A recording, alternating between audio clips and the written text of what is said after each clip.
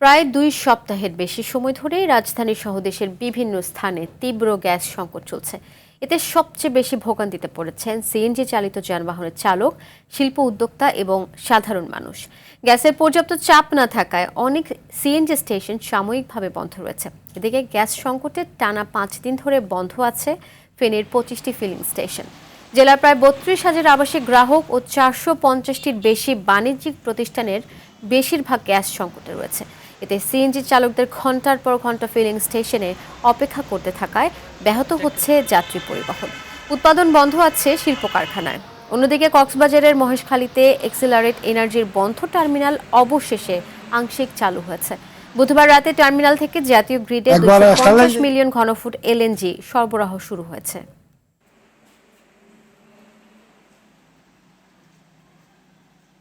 একবার স্টারলাইন যাইয়ে, একবার দেউল যাইয়ে, একবার লালপুর যাইয়ে, আমার কোনো দিকে তো গ্যাসটা ঠিক মতো পাওয়া যাবে না। আজকে ৪-৫ দিন আমাদের কোনো কিছু নেই।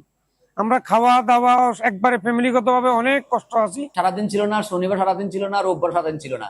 রাত্রে ১২টার পরে একটু একটু আসে, ৬টা আবার চলে যায়। দর্শক, গ্যাস সংকটের সর্বশেষ খবর জানাতে সাভার থেকে সরাসরি যুক্ত হচ্ছে সহকর্মী জিয়াউর রহমান জিয়া। জিয়া, এই যে গ্যাস সংকট চলছে এর কারণে শিল্প কারখানার কি অবস্থা দেখতে পাচ্ছেন? এছাড়া ফিলিং স্টেশনগুলোতে গ্রাহকের চাপ কেমন দেখছেন সে বিষয়ে জানাবেন।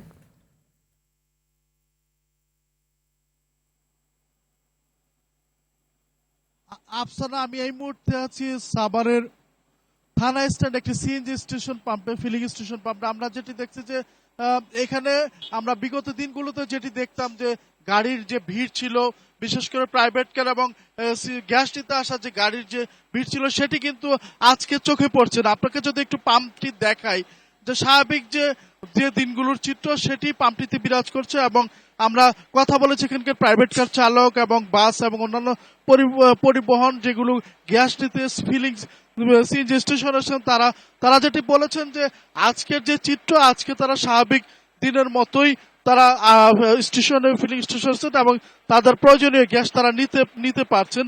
তো এবং তারা সন্তুষ্টি প্রকাশ করেছেন যে বিগত সময়ের যে সংকট, যে দুর্ভোগ, সেটি আজকে তারা পোহাচ্ছেন না এবং স্বাভাবিকভাবেই তারা গ্যাস নিতে পারছেন। আমরা কথা বলেছিলাম যে ফিলিং স্টেশনের যে মালিক পক্ষ, তাদের সাথে কথা বলেছি। তারা যেটি বলেছেন যে বিগত সময়ের তুলনায় আজকে তারা প্রেসার ভালো পাচ্ছেন এবং সেই প্রেসার ভালো পাওয়াতেই আসলে ঠিক মতো পরিবহনগুলো আসছে সেগুলোতে গ্যাস সরবরাহ করতে পারছে।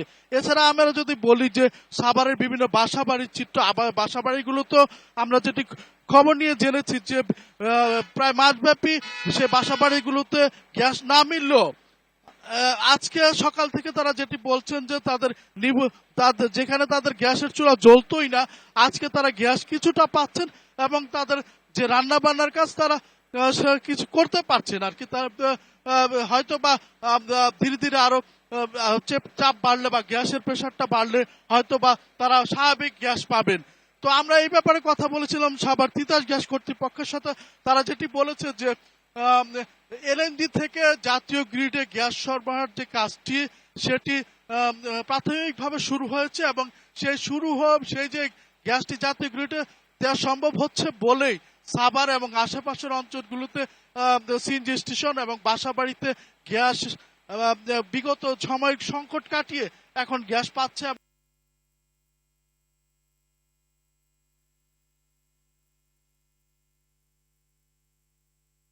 জি, ধন্যবাদ আপনাকে।